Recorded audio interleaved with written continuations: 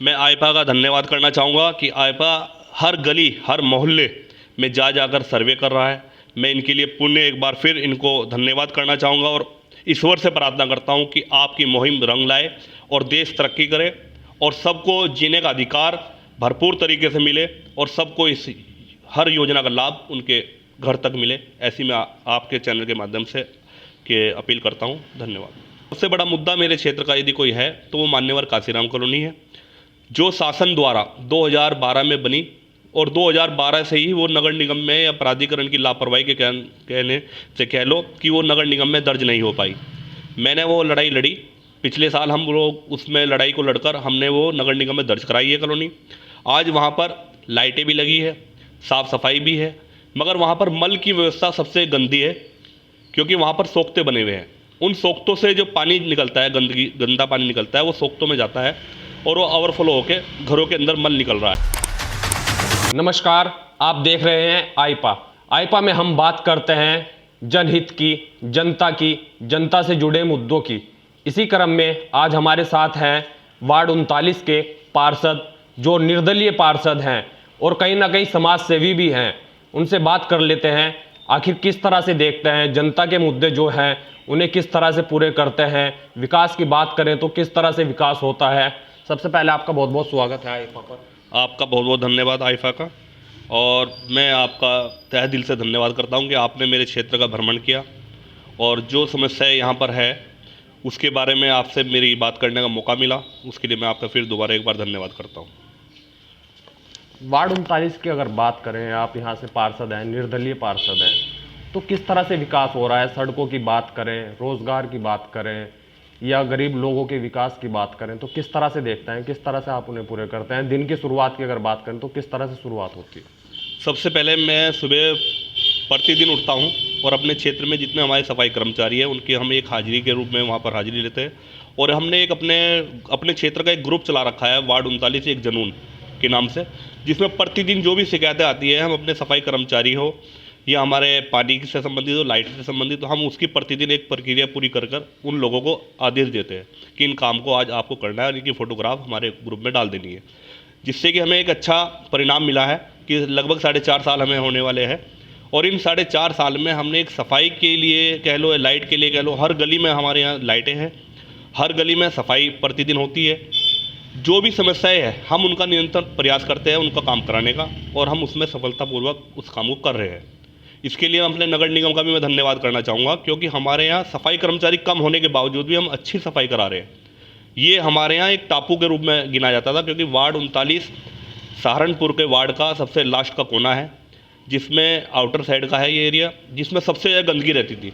मगर 2018-19 में मुझे इस वार्ड में स्वच्छ भारत मिशन के तहत नंबर 2 पर मेरा वार्ड आया, जिसके लिए मैं अपने क्षेत्रवासियों का तहे दिल से धन्यवाद करता हूं, जिन्होंने मेरी हर बात को सुना और उस पर अमल किया।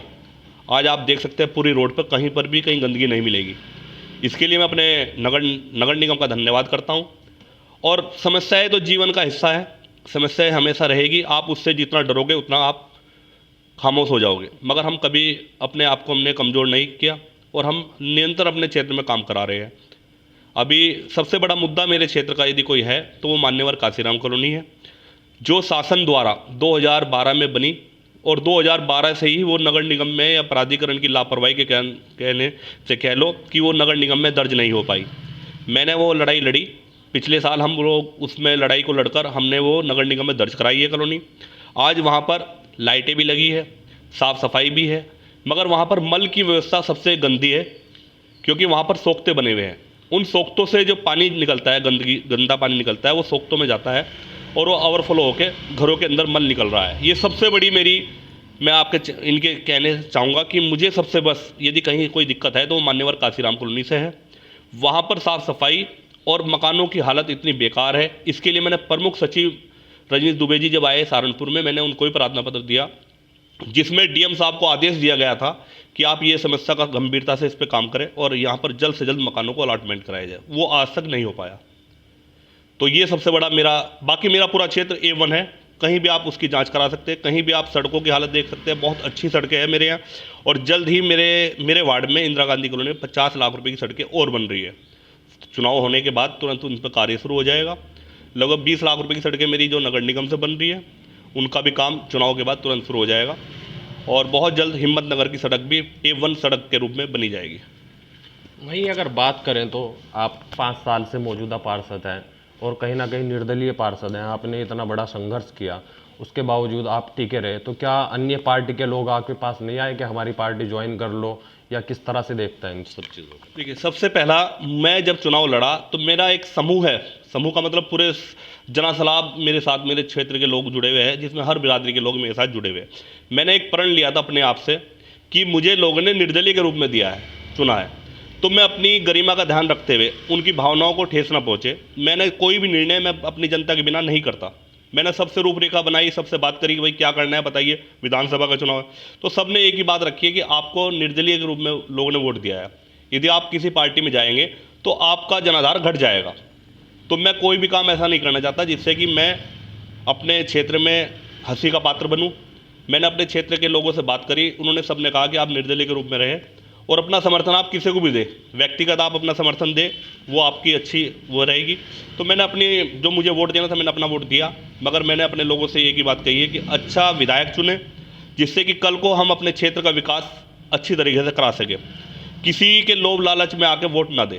एक अच्छा उम्मीदवार चुने जिससे कि एक अच्छी सरकार बने और अनुशासन वाली सरकार बने, जिससे कि हमारे और क्षेत्र के विकास कार्य और बढ़ चढ़कर हो सके।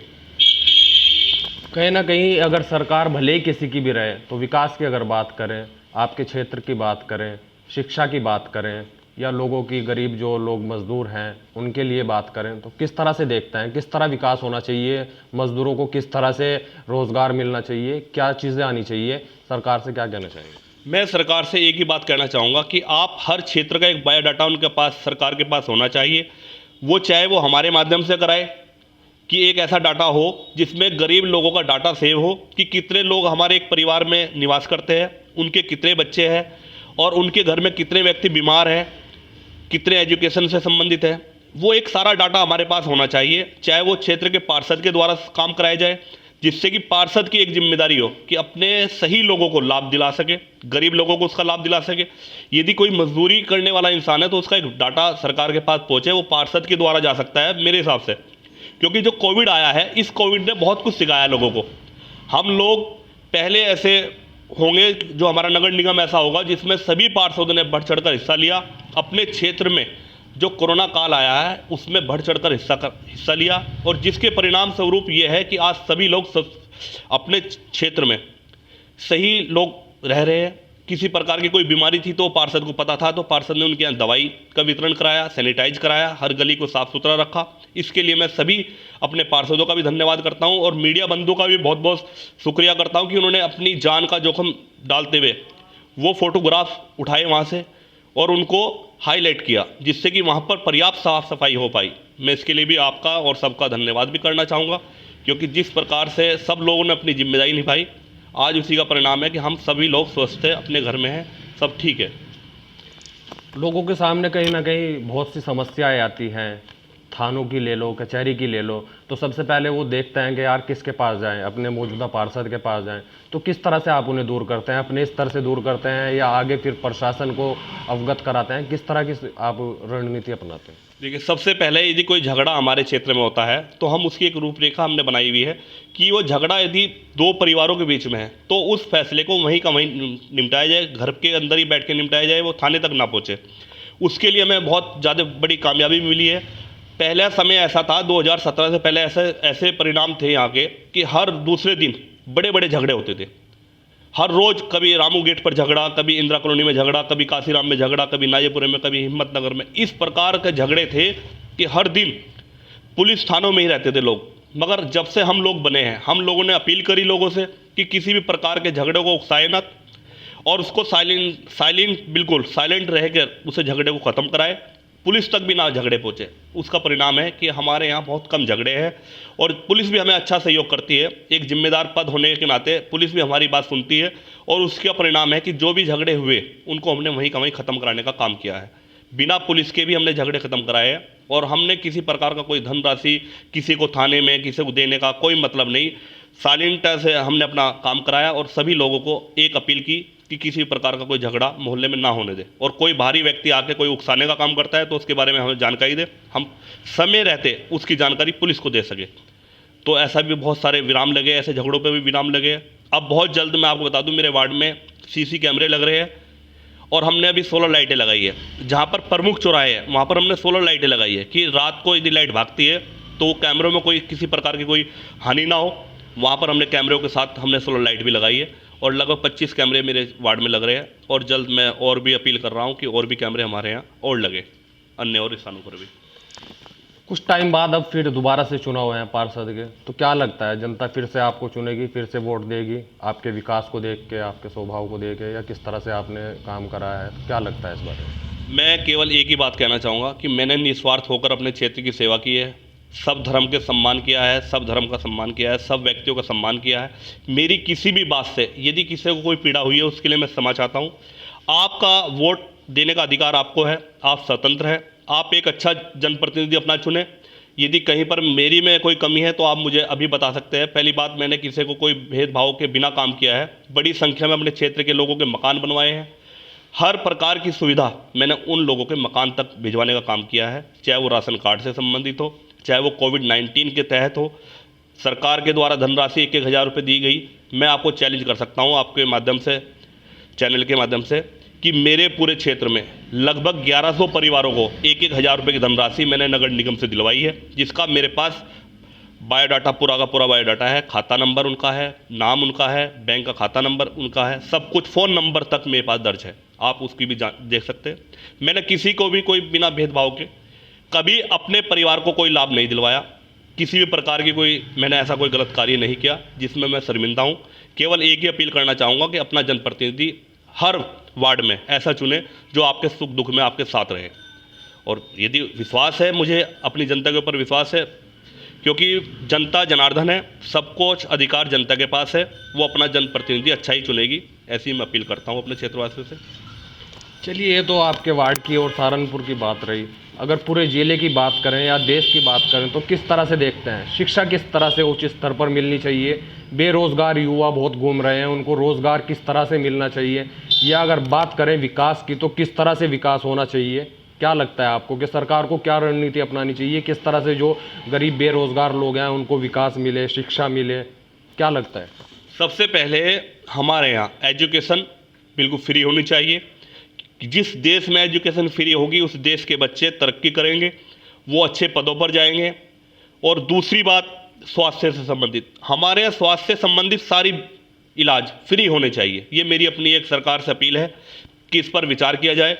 जब हम लोगों को स्वास्थ्य से संबंधित फ्री इलाज मिलेगा तो हम अच्छा इलाज हमारे पास मिल पाएगा। और ऐसे ही हमें एजुकेशन यदि हमें फ्री मिलती है तो हमारे बच्चे अच्छी तरक्की करेंगे, अच्छे स्कूलों में पढ़ेंगे। बिल्कुल सरकार को इसके ऊपर अमन लाना चाहिए कि कहीं ना कहीं इसका एक फ़ंड अलग से जारी किया जाए कि सभी धर्म के बच्चों को पढ़ाई बिल्कुल फ्री मिलनी चाहिए, चाहे वो कोई भी क्लास में हो, उसके लिए बिल्कुल फ्री इलाज भी बिल्कुल फ्री होना चाहिए। यदि हमारी सरकार इस पर अमल करती है तो मैं मानता हूं कि देश हमारा सोने की चिड़िया बनकर रहेगा, और बहुत बड़ी संख्या में हमारे जो बच्चे जो बाहर जाकर विदेशों में काम करते हैं, नौकरियां करते हैं, वो हमारे देश में तरक्की करेंगे, और जिससे देश का मान सम्मान और भी मजबूत होगा। ऐसी मैं आपके माध्यम से भी अपील करना चाहूँगा कि सरकार तक ये बात पहुँचे। बहुत बहुत धन्यवाद आपका कीमती समय देने के लिए। आईपा के द्वारा एक मुहिम चलाई जा रही है, जनप्रतिनिधियों से मिलकर उनसे बात की जाती है, जनता के हित में बात की जाती है, जन सरोकार की बात की जाती है। तो क्या लगता है आपको हमारी जो मुहिम चल रही है, क्या लगता है? मैं आईपा का धन्यवाद करना चाहूँगा कि आईपा हर गली हर मोहल्ले में जाकर सर्वे कर रहा है। मैं इनके लिए पुण्य एक बार फिर इनको धन्यवाद करना चाहूँगा, और ईश्वर से प्रार्थना करता हूँ कि आपकी मुहिम रंग लाए और देश तरक्की करे, और सबको जीने का अधिकार भरपूर तरीके से मिले, और सबको इस हर योजना का लाभ उनके घर तक मिले। ऐसी मैं आपके चैनल के माध्यम से अपील करता हूँ। धन्यवाद। तो ये थे हमारे साथ वार्ड 39 से पार्षद, जो कहीं ना कहीं निर्दलीय पार्षद हैं और 5 सालों से लोगों के विकास के लिए काम कर रहे हैं, जनता के लिए काम कर रहे हैं, जनता के बीच रह रहे हैं, और लगातार इनका जो प्रयास है वो कहीं ना कहीं गरीब जो लोग हैं, गरीब तबके के लोग हैं, उन्हें किस तरह से सरकार की जो मुहिम चल रही है, सरकार के द्वारा जो फैसिलिटी दी जा रही है, किस तरह से उन तक पहुंच सके, ये उनका प्रयास लगातार जारी रहता है। और हमारी जो मुहिम है आईपा की मुहिम, ये भी लगातार जारी रहेगी। जनहित के लिए, जन सरोकार के लिए, जनता के मुद्दों के लिए लगातार हमारी ये आवाज़ उठती रहेगी। सहारनपुर से आईपा के लिए शमीम अहमद।